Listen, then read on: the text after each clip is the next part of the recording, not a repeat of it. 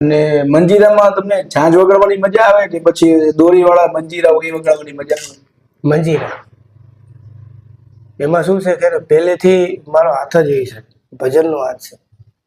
એટલે છે ને, હું નથી કહેતો, એવું કીએ હતા કે હું નથી કહેતો કે આ મારો હાથ છે. કેમ કે ઝાંઝ તો હું બહુ ઓછી વગાડવાની આવે મારે. પછી છે ને અત્યારના યુગમાં હવે થઈ ગયું ને, જોઈ આ વસ્તુ.